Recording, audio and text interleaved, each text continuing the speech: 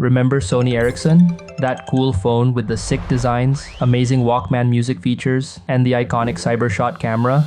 They were everywhere in the early 2000s. But now? Poof! Gone.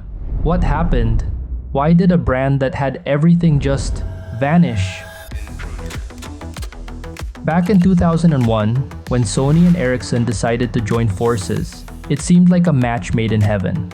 Sony had the tech, Ericsson had the mobile expertise.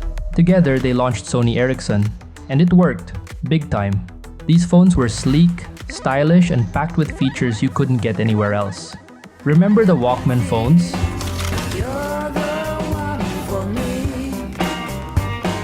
They were like carrying an MP3 player and a phone in one, which back then was revolutionary. If you had one, you were the cool kid. And then came the CyberShot series. These phones took mobile photography to a whole new level with camera quality that could rival digital cameras. But here's the thing, times were changing and fast. The iPhone launched in 2007. iPod with touch controls, a revolutionary mobile phone, and a breakthrough internet communication. And suddenly, it wasn't just about having a cool phone, it was about having a full-blown mini computer in your pocket. Smartphones were the future, and Sony Ericsson was slow to catch on. While companies like Apple and Samsung were putting all their focus on touchscreen smartphones, Sony Ericsson stuck to their guns. They kept making feature phones, phones that could play music and take photos, but couldn't compete with the growing app ecosystem. And this was their first big mistake. By the time Sony Ericsson finally jumped into the smartphone game, the competition was fierce. In 2010, they started making Android phones, like the Xperia X10. And to be fair, they weren't bad. The Xperia series was good. Solid design, good cameras, and Android software. But good wasn't enough. While Sony Ericsson was still finding its feet, Samsung had already made a name for itself in the Android world with its Galaxy series.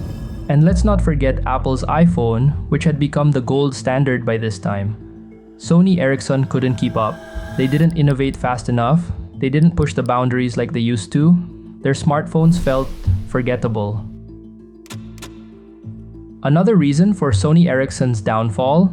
Internal confusion. You see, Sony and Ericsson had different priorities. Sony wanted to integrate the phones with its PlayStation, cameras, and TVs, while Ericsson just wanted to make solid mobile devices. This split focus created tension and confusion over what the brand stood for. By the time Sony bought out Ericsson in 2012 and dropped the Ericsson name, it was already too late. The magic was gone.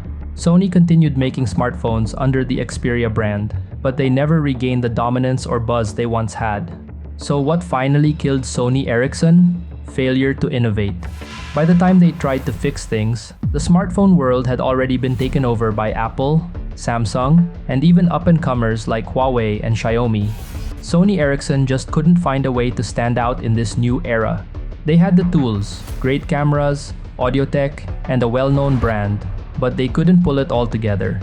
It's a classic case of too little, too late. And today, Sony's smartphones are a niche product, overshadowed by bigger names. Do you think Sony Ericsson could have survived if they acted faster? Let me know in the comments. And if you enjoyed this trip down memory lane, hit that like button and subscribe for more tech stories.